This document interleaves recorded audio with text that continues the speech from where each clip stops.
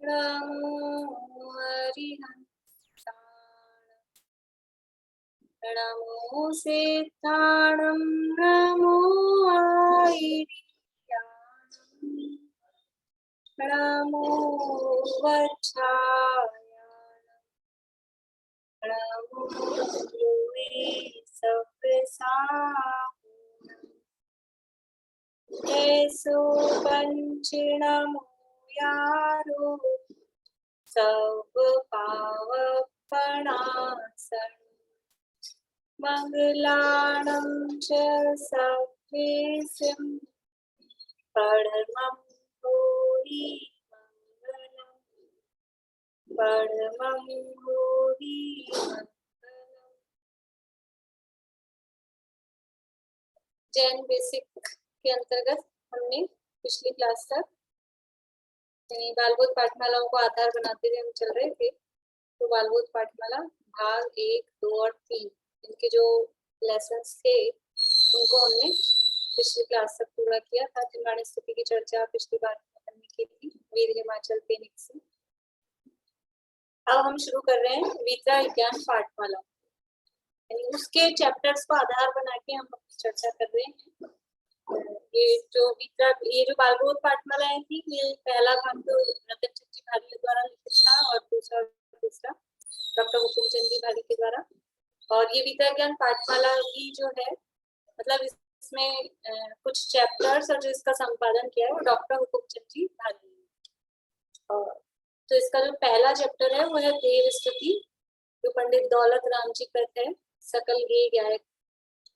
उसकी चर्चा अपन ने एक बार कर ली थी, बीच में कुछ गैप मिले थे अपन को, तो अपन ने 2-3 स्तुतियों की चर्चा अति पुण्योदय माया और सकल गे गायक वो अपन ने तब कर ली थी, इसलिए इसकी चर्चा अपन नहीं करते हुए इसका जो दूसरा पार्ट है आत्मा और परमात्मा, यानी आप लोगों के पास ये बुक हो तो ठीक है, नहीं तो मैंने पीडीएफ शेयर की थी आज बुक में, आपको अगर उससे पढ़ने की इच्छा हो तो पीडीएफ डाउनलोड कर सकते हैं।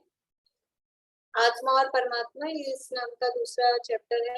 इसके बाद में फिर 7 तत्व का आएगा, फिर 6 आवश्यक, फिर कर्म, फिर रक्षाबंधन, जग्गू स्वामी और फिर 12 भावना।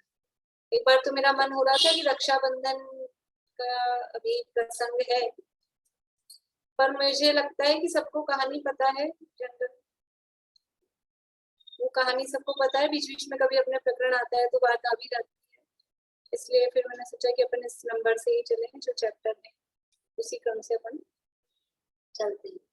तो ये यहाँ पाठ है आत्मा और परमात्मा। तो ये जो पाठ लिखा गया है वो किसके आधार पे, ये आत्मा और परमात्मा की बात किस ग्रंथ के आधार पे चल रही है या किन आचार्य की ग्रंथ के आधार पे चल रही है।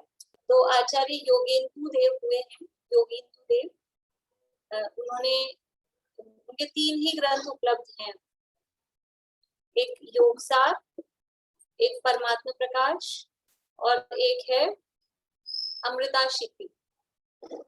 कौन कौन से ग्रंथ हैं? एक योगसार, योगसार अपन हिंदी में बोलते हैं, वास्तव में उन्होंने अपभ्रंश में ग्रंथ लिखे हैं और उसका अपभ्रंश में नाम है योग सारू, जोग सारू, फुल नाम उसका वो है, हिंदी में उसको योगसार ही कहते हैं। योगसार, परमात्मा प्रकाश और तीसरा है अमृताशीति, अमृताशीति। ये परिचय इनका दिया है यहाँ पाठ के पहले, लेकिन अपन जो जितने भी अपने आचार्य होते हैं उनका परिचय अपने को क्या होता है, कुंद आचार्य कौन थे, तो सबसे पहला परिचय क्या देंगे कि जिन्होंने समयसार लिखा, ये कहेंगे ना। समंत भद्राचार्य कौन, कि जो उन्होंने रत्नग्रंथ शास्त्राचार्य लिखा। इसके अलावा अपने को कोई परिचय अपन उनके कृतियों के आधार पे, उन्होंने जो काम किया है, जो लिखा है, उसके आधार पे उनका परिचय देते हैं। वैसे ही योगेंदु देव का भी फर्स्ट परिचय क्या दिया है हमने आपको, इन्होंने क्या लिखा है। तो 3 ही ग्रंथ इन्होंने लिखे, लेकिन बहुत अध्यात्म के ग्रंथ, बहुत ही अध्यात्म के ग्रंथ है। जैसे परमात्मा प्रकाश का तो नाम ही है परमात्मा प्रकाश, परमात्मा मतलब मंदिर वाले परमात्मा नहीं, परमात्मा मतलब जो कारण परमात्मा है, उसको जो प्रकाशित करने वाला है। योगसार भी बहुत आध्यात्मिक ग्रंथ है और बहुत सरल भी है, इसी तरह से अमृता शीति। अब ये योगेंदु देव कौन थे, इनके माता पिता कौन थे, कहाँ के थे, क्या परिवार था, ये कुछ भी बात अपने को नहीं मिलती। जितने भी दिगंबर आचार्य हुए हैं उनकी विशेषता रही है कि उन्होंने अपनी आत्म साधना की है, और आत्म साधना के साथ अगर साहित्य साधना भी की है, साहित्य का लेखन भी किया है, तो भी उन्होंने अपने बारे में कहीं कुछ नहीं लिखा। अगर कहीं लिखते भी हैं तो मैं किनका शिष्य हूँ, मेरे गुरु कौन है, बस वो माता पिता, क्योंकि वो मुनि बन चुके हैं, तो माता पिता का और भाई बहन का ये तो सवाल ही नहीं कि वो लिखेंगे मेरे माता पिता ये थे कि मैं ये, ऐसा कोई परिचय प्राप्त नहीं होता है। और इनका जो टाइम है कब हुए थे, तो उसके संदर्भ में भी थोड़े परफेक्ट, मतलब जो भी खोज करते हैं, रिसर्चर्स होते हैं, वो शोध करते हैं, तो इनका टाइम 6वीं शताब्दी माना जाता है, लेकिन कुछ लोग 6वीं से 11वीं के बीच में कब हुए ऐसा अनिर्णय वाली स्थिति कहते हैं। तो 6ठी शताब्दी विक्रम, जैसे अभी विक्रम संवत जो चल रहा है, तो अभी कौन सा चल रहा है विक्रम संवत, 2077 78 ऐसा कुछ चल रहा है। हाँ, 80 के आसपास, हाँ 80 के आसपास वाला है। तो अभी ये 20वीं शताब्दी है, और ये हुए हैं 6ठी 7वीं या 8वीं 9वीं 10वीं, जिसमें भी हुआ है, यानी इतने पुराने ये आज जा रहे हैं। और इनके जो ग्रंथ हैं, इनके ग्रंथ बिल्कुल आध्यात्मिक ग्रंथ हैं, और इनके ग्रंथों पर कुंद आचार्य के समय सार का इफेक्ट वो दिखाई देता है, क्योंकि जो इनकी गाथाएं हैं, जो इनके विषय वस्तु है, वो बिल्कुल आध्यात्मिक है। योगसार तो ऐसा ग्रंथ है कि हर गाथा में आत्मा शब्द आए, हर गाथा में आत्मा। पद्यानुवाद भी बहुत अच्छा है। तो जो इनकी रचनाएं हैं वो अपभ्रंश भाषा में, प्राकृत में नहीं। अपभ्रंश है वो प्राकृत का ही एक टाइप है, लेकिन थोड़ा डिफर होता है, थोड़ा सा डिफरेंस होता है उसमें। तो इनके ग्रंथ हैं वो अपभ्रंश भाषा में है, और इसीलिए इनका नाम अपभ्रंश में जोइंदु, और वो ग्रंथ का नाम जोग सारू, ऐसा वो अपभ्रंश में कहा जाता है। अपभ्रंश में गाथाएं नहीं कही जाती, अपभ्रंश में दोहा बोलते हैं। जैसे प्राकृत में गाथा कहते हैं, संस्कृत में श्लोक कहते हैं, ऐसे अपभ्रंश में दोहा। तो योगसार में परमात्मा प्रकाश में दोहा है, दोहा नहीं दोहा, दोहा। थोड़ी सी नॉलेज अपने को, मतलब वरना तो कुछ भी बोलते हैं, सबको अपन श्लोक बना देते हैं, चाहे प्राकृत के हो चाहे हिंदी के हो, कहीं सबको दोहा बना देते हैं, सबको छंद बना देते हैं, ये तो अपनी वो है। लेकिन थोड़ी सी नॉलेज अपने को इस बारे में भी हो, अच्छी बात है। बोलिए भारती जी। ये मैं जरा सा लिख, गाथा किसमें कहते हैं? प्राकृत में गाथा, प्राकृत में गाथा, इसमें दोहा, और एक आपने और एक बताया संस्कृत में श्लोक, श्लोक, ठीक।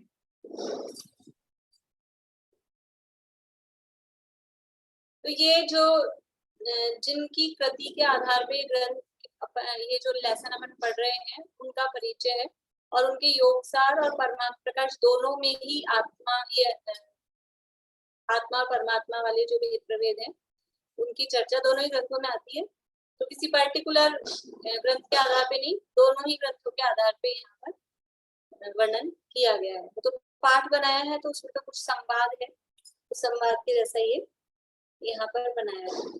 देखिए अपन पाठ को पाठ की जैसे ही पढ़ लेते हैं, उसके आधार पे चर्चा करते हैं। मैं आपको पीडीएफ शेयर करती हूँ। बोलिए मीना चाचा। मैम, ये जो तीसरा नाम बताया ग्रंथ का, वो कौन सा है? अमृता शीति। अमृता लिखना आता है, हाँ, और शीति शय में बड़ी मात्रा। अमृत और अशीति, अशीति का मतलब होता है 80। अच्छा। तो मैंने पढ़ा तो था, बहुत टाइम हो गया, पर जहाँ तक मुझे ध्यान है, इसमें 80 जो दोहा या जो भी है, हाँ हाँ, इसलिए अमृता शीति, अशीति यानी 80। जैसे पंचमेरु में स्थित अशीति नालय बोलते ना, अशीति। हाँ, ठीक है। 80 चीज, 80 मतलब इसमें काव्य होंगे, उसके आधार पे अमृता। देखिए यहाँ से स्टार्ट है। ये योगिंदु, मतलब ये मूल नाम रखे हैं, ये इनके शिष्य थे प्रभाकर, और योगिंदु देव खुद का ये नाम रखा है। तो जो इनके शिष्य हैं, ये पूछ रहे हैं, ये गुरुदेव, आत्मा और परमात्मा का स्वरूप क्या है? शिष्य पूछता है आके मुनिराज से कि आत्मा और परमात्मा का स्वरूप क्या है, कृपा कर समझाइए, क्योंकि कल आपने कहा था कि यह आत्मा अपने स्वरूप को भूलकर दुखी हो रहा है। समझ लो महाराज का प्रवचन चल रहा होगा और महाराज ने कहा कि यह आत्मा अपने स्वरूप को भूलकर दुखी हो रहा है, तो वो प्रश्न कर रहा है शिष्य कि आत्मा क्या होता है, और फिर परमात्मा बनना चाहिए, ऐसा प्रवचन में आती रहती बात। तो बिल्कुल कोई अज्ञानी शिष्य, अपन ने तो बहुत बार आत्मा आत्मा सुन लिया, लेकिन एकदम कोई नया व्यक्ति आता है, उसको लगेगा ये आत्मा आत्मा आप कह रहे हो, आत्मा होता क्या है। तो देखिए क्या उत्तर दे रहे हैं महाराज। हे प्रभाकर भट्ट, आत्मा को समझने की इच्छा तुम जैसे मुमुक्षु के ही होती है। जिसने चेतन स्वरूप आत्मा की बात प्रसन्न चित्त से सुनी, वह अल्प काल में ही परमात्म पद को प्राप्त करेगा। एक श्लोक आता है पद्मनंदी पंचमेशिका में कि कौन जीव भव्य है, हम भव्य है कि नहीं कैसे पता करें। तो एक उन्होंने श्लोक लिखा है पद्मनंदी आचार्य ने, तत्प्रति प्रीति चित्तेन येन वार्तापि ही श्रुता निश्चितम स भवेत भव्यो भावी निर्वाण भाजनम। यानी जिसने आत्मा की बात तत्प्रति प्रीति चित्तेन, उस आत्मा के बात को जो प्रीति चित्त से सुनता है, निश्चित रूप से वो भव्य है और भविष्य काल में निर्वाण का भाजन यानी पात्र होगा, वो निर्वाण का पात्र होगा, निर्वाण को प्राप्त करेगा। तो वही बात यहाँ कह रहे हैं कि तुमने ये जो जिज्ञासा दिखाई है कि आत्मा कौन है परमात्मा कौन है, तो ऐसी जिज्ञासा प्रसन्न चित्त से प्रसन्नता से पूछ रहे हो, तो ये तुम्हारी भव्यता का सूचक है। तुम अल्प काल में ही परमात्मा पद को प्राप्त करोगे। मैं एक चीज पूछ रही थी, जैसे अभव्य जीव भी तो प्रायोगिक लब्धि तक पहुंचता है, तो उसको भी तो देशना ऐसा मिलती है ना। अभी प्रवीण जी क्लास में चर्चा चल रही थी। वास्तव में ये जो कथन किया है ना, अभी जो मैंने आपको श्लोक सुनाया, तो ये अपने पुरुषार्थ के लिए, मतलब हम हतोत्साहित नहीं हो उसके लिए। वस्तु स्वरूप से कौन भव्य है कौन अभव्य है ये कोई नहीं कह सकता। कोई आत्मा की बात सुन भी रहा है तो भी अभव्य हो सकता है, और कोई अभी आत्मा की बात नहीं सुन रहा है तो भी भव्य हो सकता है। इसलिए ये तो समझ लो सर्वज्ञ भगवान ही जानते हैं कि कौन भव्य है कौन अभव्य है। वो व्यक्ति खुद भी नहीं जान सकता कि मैं भव्य हूँ कि अभव्य हूँ। लेकिन अब पुरुषार्थ के लिए अब हम ऐसा सोच के बैठ जाएंगे हम भव्य हैं कि अभव्य हैं, पता नहीं, तो फिर अंदर से क्या कहते हैं, थोड़ा उत्साह ठंडा पड़ जाता है, डिप्रेशन से आ जाता है, हतोत्साहित से हो जाते हैं। तो अपने उत्साह के लिए, अपने पुरुषार्थ की जागृति के लिए, कि अगर हमको ये बात प्रीति से अच्छी लग रही है, रुचि से हम ये बात सुन रहे हैं, तो हम भव्य हैं, हम यही मान के मतलब ऐसा डाउट वाला मामला नहीं है, क्योंकि दुनिया में वास्तव में भव्यों की संख्या बहुत कम है। भव्य जीव बहुत कम है, अभव्य जीव, सॉरी उल्टा हो गया, अभव्य जीव बहुत कम है, भव्य जीव बहुत ज्यादा है। इसलिए हमको शंका नहीं करनी चाहिए, और फिर हमको तो ये आत्मा की बात सुहा रही है, रुच रही है, तो हम तो निश्चित रूप से अल्पकाल में निर्वाण की प्राप्ति करेंगे ही करेंगे।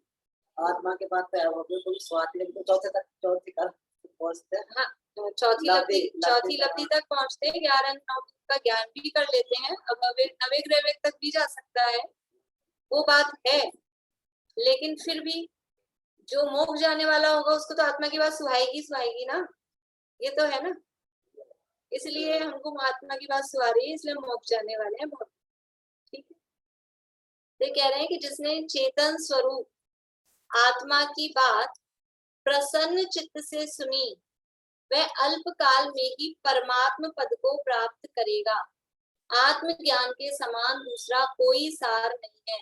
दुनिया में अगर कुछ सारभूत है, कुछ प्रयोजनभूत है, कुछ करने लायक है, मतलब जैसे ऐसे कहते हैं 100 काम छोड़ के जिन मंदिर जाना चाहिए, और फिर 1000 काम छोड़ के स्वाध्याय करना चाहिए, इस तरह की एक आती है, एक पूरी सीरियल, हाँ एक सीरियल आता है कि पूजा करनी चाहिए, फिर स्वाध्याय करना चाहिए, फिर उपवास करना चाहिए, इस तरह का एक आता है। तो ये आत्मा का ज्ञान कब करना चाहिए? कितने काम छोड़ के, सब सब सब जो कुछ है, अगर आत्मा का ज्ञान कर रहे हैं तो फिर काम ही क्या है? क्योंकि सारे काम या सारे दुखों की जड़ तो आत्मा को नहीं जानना, वही तो है। और आत्मज्ञान के समान दूसरा कोई सार नहीं है। सारा ही जो हमारी उठापटक है वो किस लिए है? वो सुखी होने के लिए। और सुखी होने का मार्ग क्या है? वो है आत्मज्ञान। इसलिए आत्मज्ञान ही ज्ञान है और आत्मज्ञान ही सार है। शेष सभी निस्सार, शेष सभी असार। आत्मज्ञान के समान दूसरा कोई सार नहीं है। तो प्रश्न तो उसका क्या था? आपको प्रवचन सुनाने लग गए महाराज। हमने प्रश्न क्या किया था? प्रश्न क्या किया था कि आत्मा और परमात्मा का स्वरूप क्या है? तो देखिए, आत्मा किसे कहते हैं? हम आत्मा आत्मा तो बहुत बोलते हैं आज तक, लेकिन अब आपको परिभाषा याद करनी है। ज्ञान स्वभावी जीव तत्व को ही आत्मा कहते हैं। आत्मा किसे कहते हैं? ज्ञान स्वभावी जीव तत्व को ही आत्मा कहते हैं। यह आत्मा की परिभाषा है। अभी इसके बाद अगला पाठ अपन पढ़ेंगे, उसमें जीव तत्व की परिभाषा आएगी। तो वहां क्या परिभाषा आएगी? ज्ञान स्वभावी आत्मा को जीव तत्व कहते हैं, ज्ञान स्वभावी जीव तत्व को आत्मा कहते हैं। यानी ज्ञान स्वभावी जो मैं हूँ, मैं कौन हूँ? जीव तत्व हूँ। तो मैं जो ज्ञान स्वभावी जीव हूँ, वैसे आत्मा शब्द है ना, संस्कृत का शब्द है आत्मा।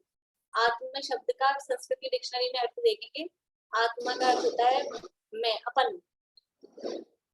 आत्म, आत्मा यानी मैं। आत्मा का अर्थ तो जीव अपन कर रहे हैं, वैसे आत्मा का अर्थ जीव नहीं होता। अगर ये पुद्गल बोलते होते ना, ये पुद्गल है, ये बोलते होते तो ये भी अपने को आत्मा, अपने लिए आत्मा, संस्कृत में आत्मा वर्ड ही अपने लिए आत्मा शब्द ही लिया जाता है। इसलिए आत्मा का मतलब तो वास्तव में है मैं। आत्मा किसे कहते हैं? कि मैं जो हूँ वो आत्मा हूँ। लेकिन उसमें समझ नहीं आता कि मैं आत्मा हूँ तो फिर मैं क्या हूँ। इसलिए उसको थोड़ा सा खोल के बताया कि जो मैं ज्ञान स्वभावी में जीव हूँ ना, जीव से हम ज्यादा परिचित हैं, जीव शब्द से। ज्ञान स्वभावी जीव तत्व को आत्मा कहते हैं। किसे कहते हैं आत्मा? ज्ञान स्वभावी जीव तत्व को आत्मा कहते हैं। अब ये आत्मा कितने प्रकार की होती है? आत्मा के भी प्रकार होते हैं, आत्मा के भी प्रकार होते हैं। ये तो अपने पढ़े हुए हैं थोड़े से पहले। देखो, एक अपन ने प्रकार पढ़े हैं तत्वार्थ सूत्र में।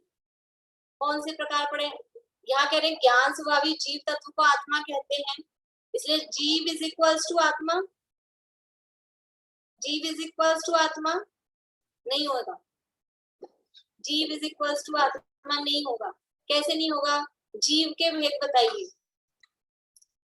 जीव के भेद बताइए विनीता आंटी।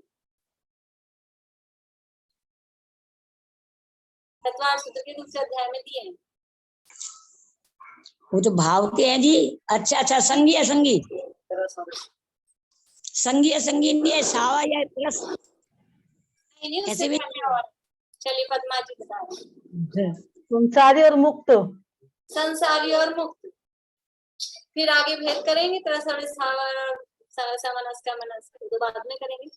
वहां जीव के भेद बताए। जीव कितने प्रकार के हैं? 2 प्रकार, संसारी और मुक्त। ठीक है, यहाँ किसके भेद बताने वाले हैं? आत्मा की। देखो, आत्मा और जीव एक नहीं है। यहाँ किसे कह रहे हैं? ज्ञान स्वभावी जीव तत्व को आत्मा कह रहे हैं। और वहां जो जीव के भेद बताए जा रहे हैं वो जीव द्रव्य के भेद हैं। द्रव्य और तत्व में क्या अंतर है? जीव द्रव्य और जीव तत्व में। अभी यद्यपि तत्व की चर्चा अपन अगले पार्ट में पढ़ेंगे, वहां मैं करने वाली थी, लेकिन अभी कर लें, कोई बात है, कभी भी कर लिया। देखो, यहाँ ज्ञान स्वभावी जीव तत्व को आत्मा कह रहे हैं। तो जीव तत्व का मतलब क्या? अभी वो तत्व वाला चैप्टर पढ़ेंगे ना, जब ज्यादा अच्छे से समझ में आएगा। तत्व का मतलब होता है भाव, भाव स्वरूपी जो है। तो जीव तत्व का मतलब होता है मैं। जीव द्रव्य का मतलब क्या होता है? अभी शॉर्ट में ही समझ रहे हैं अपन। जीव द्रव्य का मतलब सारे जीव, जितने जीव हैं वो सब आएंगे जीव द्रव्य में। और जीव तत्व में कौन आएगा? जीव तत्व में अकेला मैं। आत्मा किसे कह रहे हैं? ज्ञान स्वभावी जीव द्रव्य को आत्मा कह रहे हैं कि ज्ञान स्वभावी जीव तत्व को आत्मा कह रहे हैं? किसको कह रहे हैं आत्मा? जीव तत्व को, ज्ञान स्वभावी जीव तत्व को आत्मा कहते हैं। मतलब क्या? जीव तत्व मतलब मैं, यानी मैं जो ज्ञान स्वभावी हूँ वही आत्मा। इसलिए जीव और आत्मा ज्यादातर अपन एक ही अर्थ में लेते हैं, ले लेते हैं, उसमें कोई दिक्कत नहीं है। लेकिन जहाँ अंतर है वहां अंतर भी है, क्योंकि जीव तो बहुत सारे हैं दुनिया में। जीव कितने हैं? जीव कितने हैं दुनिया में? सुधा जी, जीव कितने हैं? बोलिए, इतनी देर नहीं लगनी चाहिए। अनंतानंत है जी, अनंतानंत है, अनंत जीव है। 2-3 हो गए आपके, कल असंख्य भी बोलने वाले थे ना। नहीं, अनंत जीव है, पक्का? पक्का अनंत जीव है। जीव अनंत है, जीव अनंत है। और आत्मा, आत्मा कितनी है स्नेहलता जी? आत्मा तो एक ही है। आत्मा एक है, आत्मा एक है। जीव अनंत है लेकिन आत्मा एक। इसलिए डिफरेंस पता लग रहा है जीव में और आत्मा में। यहाँ हम क्या पढ़ रहे हैं? ये हम जीव का पाठ नहीं पढ़ रहे। जीव अजीव तो हम पहले ही पढ़ के आए बालबोध एक में ही। और 6 द्रव्य का पाठ भी पढ़ के आए, उसमें भी जीव द्रव्य पढ़ के आए। अब यहाँ क्या पढ़ा रहे हो आप? अभी आपकी क्लास बढ़ गई। पहले चल रही थी प्राइमरी बालबोध, अब आ गए आप मिडिल में। 3 तरह की चलती है ना स्कूल में क्लास, एक प्राइमरी स्कूल, एक मिडिल स्कूल और फिर एक सीनियर सेकेंडरी सीनियर स्कूल। ठीक है, तो आपकी प्राइमरी पूरी हो चुकी है। अभी अपना स्टैंडर्ड कौन सा हो गया है? 6, 7, 8 वाला, मिडिल वाला। 1st से 5th तक होती है प्राइमरी। तो अभी हम प्राइमरी में तो पढ़ा है जीव अजीव और 6 द्रव्य। अब ये मिडिल स्कूल में पढ़ रहे हैं आत्मा। तो आत्मा और जीव एक नहीं है, ठीक है। आत्मा मतलब मेरी बात है, अपनी बात है, जीव तत्व की बात है। ज्ञान स्वभावी जीव तत्व को आत्मा कहते हैं। कौन सुनाएगा बिना देखे? मीना चाची से शुरू करते हैं। इसकी डेफिनेशन? हाँ, नीचे बिल्कुल नहीं देखना है। हाँ, आपको ज्ञान स्वभावी जीव तत्व को आत्मा कहते हैं। हाँ, बढ़िया, बोलिए सुमन जी। ज्ञान स्वभावी जीव तत्व को आत्मा कहते बढ़िया, रश्मि जी सामने देख के बोलना है। ज्ञान स्वभावी जीव तत्व को आत्मा कहते हैं। बढ़िया, बेला जी। ज्ञान स्वभावी जीव तत्व को आत्मा कहते हैं। स्नेहलता जी। ज्ञान स्वभावी जीव तत्व को आत्मा कहते हैं।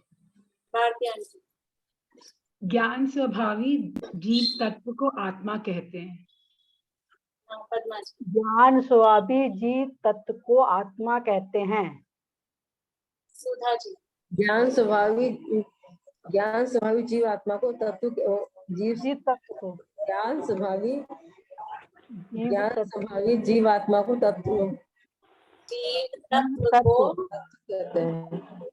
ज्ञान स्वभावी जीव तत्व को आत्मा कहते हैं। ज्ञान स्वभावी जीव तत्व को आत्मा कहते हैं। सविता आंटी।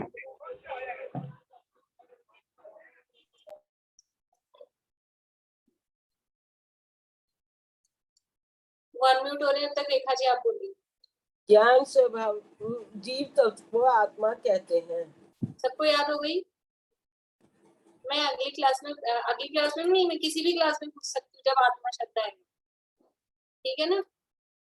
तो अब भूलना नहीं है। आत्मा मतलब मैं, तो अपनी परिभाषा तो आनी चाहिए अपने को। जैसे हर व्यक्ति को अपने नाम का अर्थ आना चाहिए, जो अपना नाम है उसका अर्थ क्या है।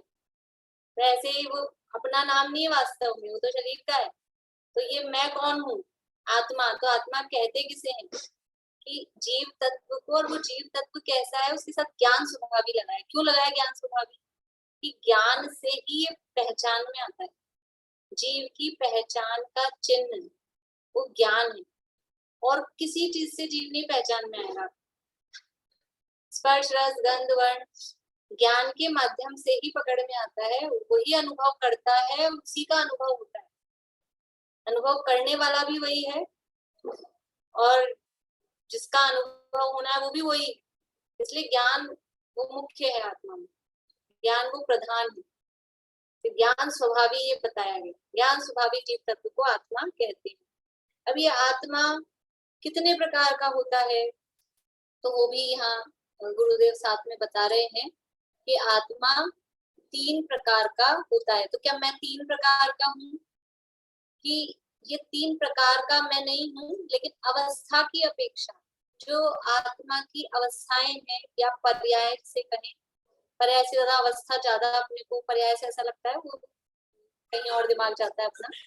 तो हमारी जो अवस्थाएं हैं, ये अवस्था की अपेक्षा आत्मा 3 प्रकार का होता है। ये ध्यान रखना है, अवस्था की अपेक्षा से आत्मा 3 प्रकार का होता है। वैसे कोई आत्माओं में भेद नहीं कि अलग अलग, क्योंकि आत्मा तो मैं ही हूँ और मैं कोई 2 3 4 तरह का नहीं हूँ, मैं तो एक ही हूँ।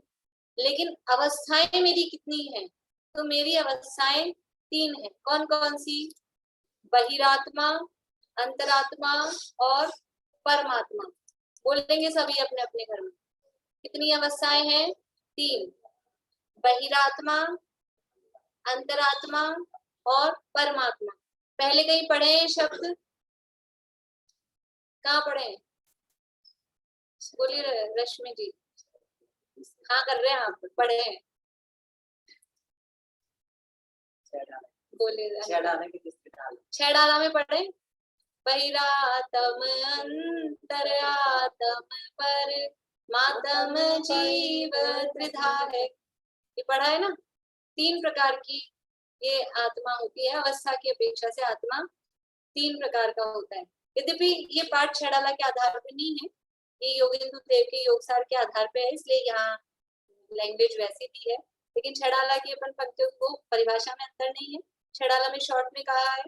बहिरात्मा किसे कहते हैं? इसी लाइन के आगे, देह जीव को एक गिने बही रातम तत्व मुधा है। बहिरात्मा किसे कहते हैं? बहिरात्मा, बहिर मतलब बाहर और आत्मा मतलब मैं। जो मैं यानी अपने आप को बाहर खोजता है, बाहर देखता है, मैं कहाँ हूँ, मैं कौन हूँ वो नहीं जानता, और बाहर में कहीं और वो आत्मा मानता है, उसका नाम है बहिरात्मा। तो ये बाहर में क्या दिख रहा है? बाहर में है ये शरीर, देह, और मैं कौन हूँ? ज्ञान स्वभावी जीव तत्व। तो ये मैं जो जीव हूँ और ये आत्मा है, दोनों को एक मानता है, क्योंकि बाहर में आत्मा मान रहा है, इसी को आत्मा मान रहा है, शरीर को ही आत्मा मानता है। तो देह जीव को एक गिने, दोनों को एक मान रहा है। शरीर और आत्मा को एक मानने वाला जो आत्मा है उसका नाम है बहिरात्मा। शरीर और आत्मा को एक मानता है। और फिर कैसा है? तत्व मुधा है, देह जीव को एक गिने, बहिरातम तत्व मुधा है। तत्व मुधा मतलब तत्वों के संबंध में मूर्ख है, तत्वों का स्वरूप नहीं जानता, 7 तत्वों का स्वरूप नहीं जानता, विपरीत जानता है। देह जीव को एक मानता है, इसका मतलब कौन से तत्व संबंधी फूल है? भी थोड़ी बहुत तो अपने को, यद्यपि अपन पढ़ेंगे आगे पाठ के रूप में, तो 7 तत्व का पाठ भी अब पढ़ेंगे, 7 तत्व संबंधी फूल भी अब पढ़ेंगे अपन, लेकिन थोड़ा बहुत सबका पढ़ा हुआ है। तो शरीर को और आत्मा को एक मानना, ये कौन से तत्व में गड़बड़ी करी है? बोली पद्मा जी। मिथ्या के कारण। तत्व पूछ रही हूँ, तत्व कितने होते हैं? 6 जीव अजीब तत्व 6 होते वो हैं। आश्रम नहीं 7 आश्रम तत्व की भूल है ये। यार वो आपकी अभी मैंने पढ़ाया ही नहीं वास्तव में तो इस क्लास में, लेकिन अनिदान ने जवाब दिया है कि शरीर और आत्मा को एक मान रहा है। शरीर है अजीब, आत्मा है जीव, तो कौन से तत्व की भूल होगी? आश्रम कहाँ आया इसमें? आश्रम किसे कहते हैं? और आदेश भावों का आश्रम कहते हैं। ये तो साफ साफ, ये तो बहुत सरल है, इसलिए मैंने पूछा कि नहीं भी पढ़ा है तो भी अपन बता सकते हैं। शरीर है अजीब, मैं हूँ जीव, दोनों को मान रहा है एक, तो कौन सी तत्व की भूल होगी? जीव अजीव तत्व संबंधी भूल है ना, जीव अजीव तत्व संबंधी भूल है। जीव को गलत जाना, जीव को शरीर जाना, शरीर को जीव जाना, तो अजीव तत्व संबंधी भूल हुई, जीव तत्व संबंधी भी भूल हुई। तो जिसको एक तत्व संबंधी भूल होती है उसको सारे तत्वों के संबंध में गड़बड़ होती है। जिसका एक घड़ा उल्टा रखा है उसके ऊपर वो दूसरा घड़ा सीधा रख देगा, एक घड़ा उल्टा रखा है तो उसके ऊपर के सारे घड़े उल्टे ही रखे जाएंगे। इसलिए कहा तत्व मुधा है, तत्वों के संबंध में अज्ञानी है, मूर्ख है, तत्वों का सही स्वरूप नहीं जानता। ठीक है, अभी यहाँ से पढ़ते हैं अपन परिभाषा। बहिरात्मा किसे कहते हैं? शरीर को आत्मा तथा अन्य पदार्थों और राग आदि में अपनापन मानने वाला या शरीर और आत्मा को एक मानने वाला जीव ही बहिरात्मा है। वह अज्ञानी यानी मिथ्या दृष्टि है। सरल है, परिभाषा वही है। शरीर को आत्मा मानता है या अन्य पदार्थों और राग आदि में अपनापन करता है, मतलब वही सात तत्व संबंधी भूल बताना चाह रहे हैं इसके माध्यम से। पर पदार्थ मैं हूँ, पर पदार्थ मेरे हैं, मैं इनका कर्ता धर्ता हूँ, मैं इनका भोगता हूँ, ये सब अन्य पदार्थों और राग आदि में। राग आदि मतलब ये भावों में अपनापन, ये मेरा गुस्सा, ये मेरी हंसी, ये मेरा प्यार, ऐसा बोलते नहीं, मेरा तुमने प्यार देखा है, मेरा गुस्सा नहीं देखा, तुमने मेरी मित्रता देखी, मेरी शत्रुता नहीं देखी। तो ये जो भाव है राग आदि, राग द्वेष मोह, ये सारे भाव, इसको मेरा अपना मानता है। तो शरीर को आत्मा तथा अन्य पदार्थों और राग आदि में अपनापन मानने वाला या शरीर और आत्मा को एक मानने वाला, सबसे सरल तो बात यही है, शरीर और आत्मा को एक मानने वाला जीव बहिरात्मा है। कुछ भी याद नहीं रहे तो इतना तो याद रह सकता है, शरीर और आत्मा को एक मानने वाला जीव बहिरात्मा है। और बहिरात्मा का मतलब मिथ्या दृष्टि है, अज्ञानी। बहिरात्मा कौन है? वो मिथ्या दृष्टि है, अज्ञानी। आत्मा को छोड़कर अन्य बाह्य पदार्थों में अपनापन मानने के कारण ही ये बहिरात्मा कहलाता है। बहिरात्मा बाह्य पदार्थों में, बहिर है बाह्य पदार्थों में आत्मपन, इसलिए बहिर आत्म, बाह्य पदार्थों में आत्मपन यानी अपनापन मानने के कारण बहिरात्मा कहलाता है। कब से है ये बहिरात्मा? मैं बहिरात्मा, अब जो शरीर को आत्मा मानते हो वो समझ लें। अभी आत्मा की अवस्थाएं दिखा रहे तीन, हमारी कौन सी अवस्था चल रही है वो हमको चेक करना है, दूसरे की नहीं देखनी है, हमें अपनी अवस्था चेक करनी है। और फिर इसमें ये देखेंगे कौन सी अवस्था अच्छी है, प्रकट करने योग्य है, प्रकट करनी चाहिए। तो अगर हमारी वो अवस्था है जो अच्छी है, प्रकट करनी चाहिए, अगर पहले से ही है तो ठीक है, लेकिन अगर वो अवस्था नहीं है तो फिर हमको वो अवस्था प्रकट करनी चाहिए। ऐसा इससे संदेश लास्ट में अपन देखेंगे। तो कब से है बहिरात्मा? अनादिकाल से यह आत्मा शरीर की उत्पत्ति में ही अपनी उत्पत्ति और शरीर के नाश में ही अपना नाश तथा शरीर से संबंध रखने वालों को अपना मानता आ रहा है। जब तक यह भूल न निकले तब तक यह जीव बहिरात्मा अर्थात मिथ्या दृष्टि रहता है। देखिए पहला प्रश्न तो क्या बना, आत्मा किसे कहते हैं? ठीक है, फिर आत्मा कितने प्रकार का होता है? तो अवस्था की अपेक्षा आत्मा 3 प्रकार का होता है, ये 2 हो गई। फिर बहिरात्मा किसे कहते हैं? ठीक है, ये तीसरी बात हो गई। अब चौथी बात क्या है कि यह जीव कब से बहिरात्मा है और कब तक बहिरात्मा रहता है। ठीक है, चौथी बात क्या हुई, मतलब अपन थोड़ा पॉइंट बना लेंगे ना, हमने क्या क्या पढ़ा है प्रश्न के माध्यम से, तो अपने को आसानी रहेगी। तो अभी तक अपन ने क्या बात पढ़ी, आत्मा किसे कहते हैं, आत्मा कितने प्रकार का होता है, फिर बहिरात्मा किसे कहते हैं, और यह जीव कब से बहिरात्मा है और कब तक बहिरात्मा रहेगा। तो यह जीव कब से बहिरात्मा है? अनादिकाल से। ये जीव का मतलब कौन सा जीव? किसके अगल बगल में जीव है? कौन सा जीव? मैं। ठीक है ना। तो कब से है बहिरात्मपना? अनादिकाल से। कब तक रहेगा? अनंत काल तक नहीं। कब तक रहेगा? तो कब तक रहेगा तो टाइम नहीं बताया, 1 साल रहेगा, 2 साल रहेगा, 1 घंटा रहेगा, 2 घंटा रहेगा, 1 भाव रहेगा, 2 भाव रहेगा, ऐसा जवाब नहीं दिया, कैसा जवाब दिया है? प्रश्न है कालवाची। काल, प्रश्न में क्या लग रहा है? आंसर टाइम में आना चाहिए। यह जीव कब, जैसे ये शिविर कब तक चलेगा, अपनी क्लास कब तक चलेगी, तो 7:50 हो गए हैं, 7:55 8 बजे तक चलेगी, तो ऐसा जवाब होना चाहिए। लेकिन मैं जवाब क्या दूं? क्लास कब तक चलेगी कि जब तक आप लोग मुझे याद करके नहीं सुनाओगे। ऐसे स्कूल में कहते हैं ना मैम बच्चों को, आज तुम्हें घर नहीं जाने देंगे जब तक तुम्हें याद नहीं करके सुनाओगे। तो अगर मैं ऐसा जवाब दूं कि क्लास कब तक चलेगी कि जब तक आप ये शुद्ध उच्चारण नहीं करोगे तब तक ये क्लास चलेगी, तो अब क्या है? अभी आपके हाथ में है। आप चाहो तो 1 मिनट में छुट्टी, और आप चाहो तो 2 घंटे तक चलाते रखो। ऐसे ही आचार्य यहाँ जवाब दे रहे हैं कि जीव कब तक बहिरात्मा रहेगा कि जब तक ये शरीर की उत्पत्ति में अपनी उत्पत्ति, शरीर के नाश में अपना नाश, तन उपजत अपनी उपज जान, तन नशत आपको नाश मान। रश्मि जी, बर्थडे कब आती है आपकी? बर्थडे कब आती है? आने वाली है। आने वाली है। आने वाली है। मतलब मैं ये कह रही थी जब तक ज्ञान नहीं हो तब तक चलता रहेगा, है ना? हाँ। हाँ। किसका ज्ञान?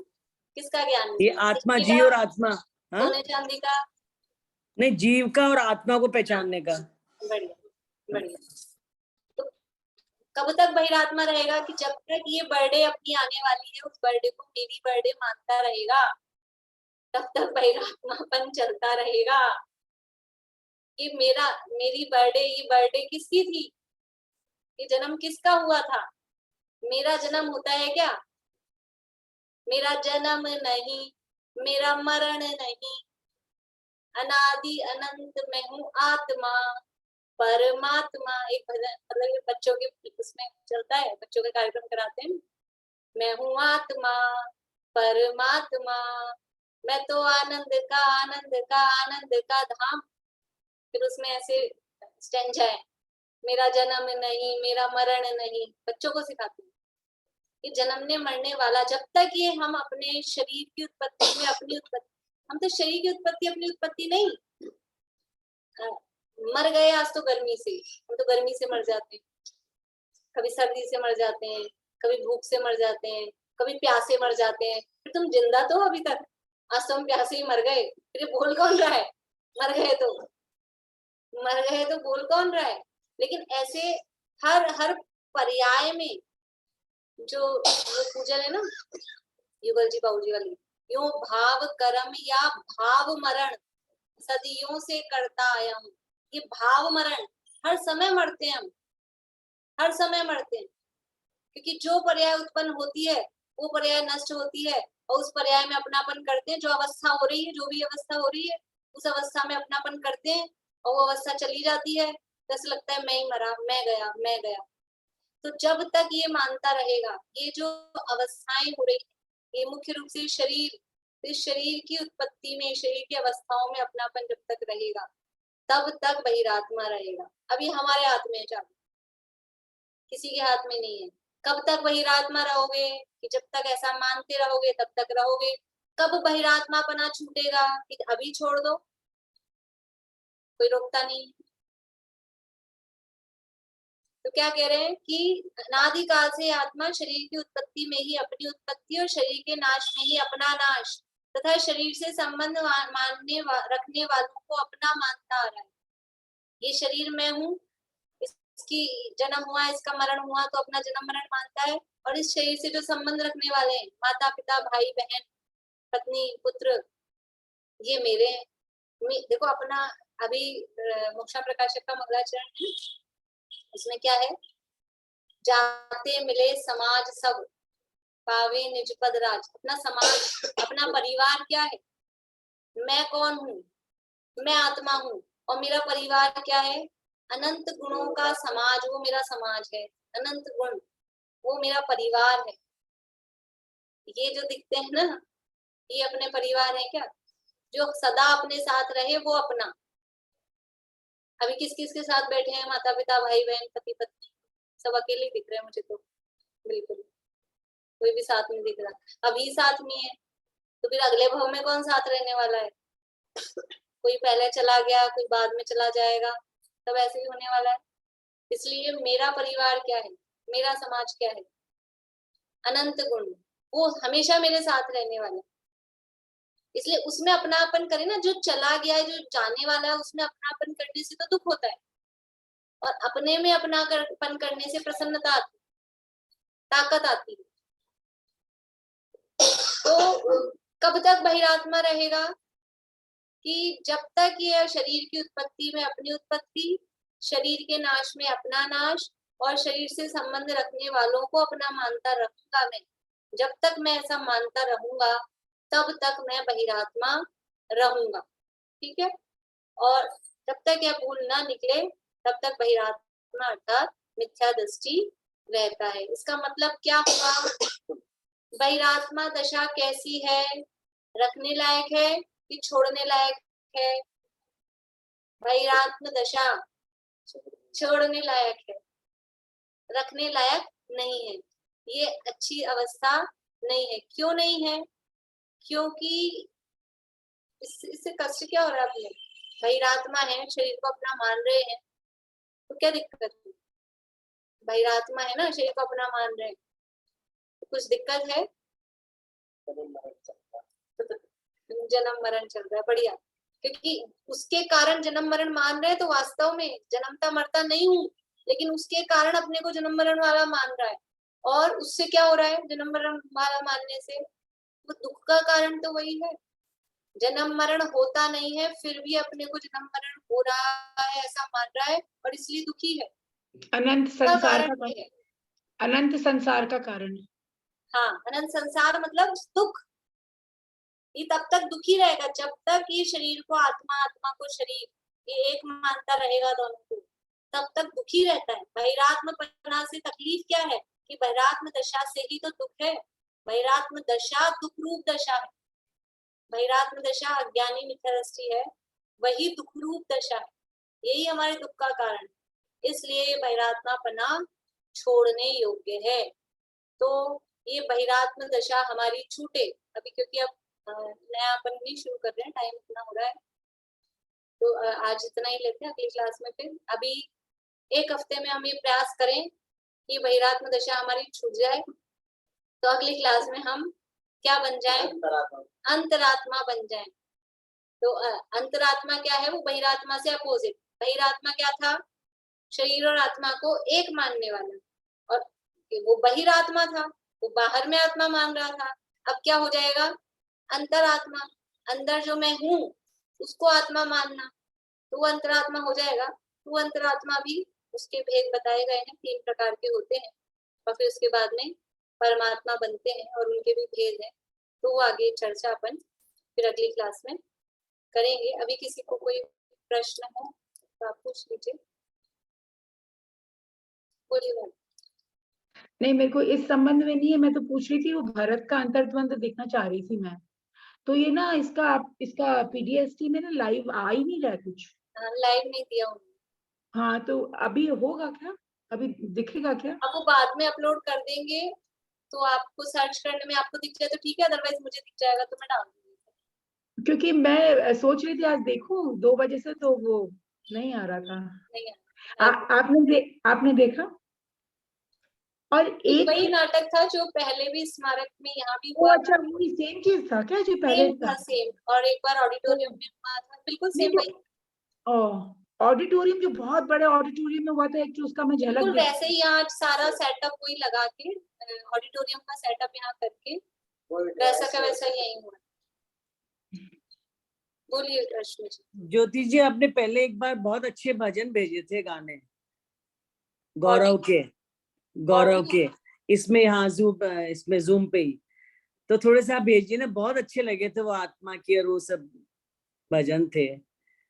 वही वाले दोबारा से भेजने? नहीं, और वो तो है मेरे पास, बहुत अच्छा लगता है रात आप में कौन सुनने से में। भेजे थे? आपको लाइन याद है? मेरे को ध्यान नहीं, कौन भेजा? वो इसके गौरव के भेजे थे, गौरव दोनों के, आत्मा परमात्मा वही वाले भेजे थे, 5-6 भेजे थे आपने, बहुत अच्छे भजन भेजे थे। गौरव सुगानी के तो नहीं होंगे, वो संजीव जी वाले होंगे। आप लाइन बताएंगे तो मेरे को ध्यान आएगा। नहीं तो आप कोई से भी भेजिए, मुझे बहुत पसंद आते हैं आध्यात्मिक भजन, ठीक। है ना। और आप ज्योति जी आप दर्शन करके आइए, अभी हम लोगों ने मंदिर बनवाया है मंगलम आनंदा में, तोतुका परिवार ने, हमारे परिवार ने। हाँ बहुत वो अच्छा मन। शशि भाभी आती है ना स्मारक को पता हाँ है। मेरी दिरानी है, मेरी दिरानी है। मैं उस समय यहाँ थी नहीं तो मैं आती हूँ, फिर आऊंगी मैं दर्शन। हाँ हाँ ठीक। बोलिए रजनी जी। दीदी ज्ञान और चेतना में क्या अंतर है? ज्ञान और चेतना में क्या अंतर है? जैसे आपने बताया ना ज्ञान स्वभावी आत्मा, तो चेतना स्वभावी आत्मा भी कहते हैं, हाँ वर्षा जी आप तो जवाब दोनों दे एक ही हैं। हाँ वर्षा जी जवाब दे दें। चेतना के दो भेद है ना, ज्ञान उपयोग और दर्शन उपयोग। तो बढ़िया। ज्ञान जो है वो चेतना का एक भाग है। चेतना में दो आते हैं, ज्ञान और दर्शन। ठीक। उसमें भी वो ज्ञान की मुख्यता से अकेला ज्ञान कह देते हैं, अदरवाइज जीव का लक्षण चैतन्य लक्षण कहते हैं, चेतना लक्षण या उपयोग लक्षण, तो उसमें दोनों आते हैं। लेकिन फिर भी ज्ञान की ही मुख्यता है, इसलिए अकेला ज्ञान भी कह देते हैं। तो चेतना में दोनों आते हैं, ज्ञान चेतना, दर्शन चेतना। और किसी को कुछ प्रश्न है? जिनवाणी स्तुति वीर हिमाचल ते निकसी, कौन सुना रहे हैं? अब जिनको पहले की याद है वही सुना पाएंगे, अगले हफ्ते आपको याद करके आनी है। तो मैं मतलब यहाँ याद करनी है, पूरी नहीं हो पा रही तो एक स्टंजा बिना देखे बोले, फिर एक देख के बोले, कोशिश करें जिनवाणी स्तुति याद करने की। अभी किसी को याद है पहले की? आंटी आपको याद है? नहीं, किसी को भी नहीं याद है? थोड़ी थोड़ी याद है। चलिए आज तो मैं ही बोल रही हूँ, फिर है ना अगली बार से आप लोग बुक रखिएगा साथ में जिसमें भी लिखी हुई हो आपके पास में, और एक अंतरा तो कम से कम याद कर रहे एक हफ्ते में। पेपर तो मंडे को हो ही जाएगा, और मैंने द्रव्य संग्रह की क्लास एग्जाम की, जो द्रव्य संग्रह में है वो पहले एग्जाम दे लें तो फ्री हो जाएंगे, फिर आराम से क्लास में पढ़ेंगे।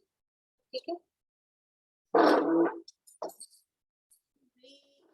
हिमाचल ते निकसी, गुरु गौतम के मुख कुंड धरी है, मोह महाचल भेद चली, जग की जड़ता तब दूर करी है, ज्ञान पयो निधि माही रली, बहुभंग तरंगनि सो उचरी है, तार शुचि शारद गंग नदी, प्रतिमय अंजलि कर शीश धरी है, या जग मंदिर में अनिवार, अज्ञान अंधेर छयो अति भारी,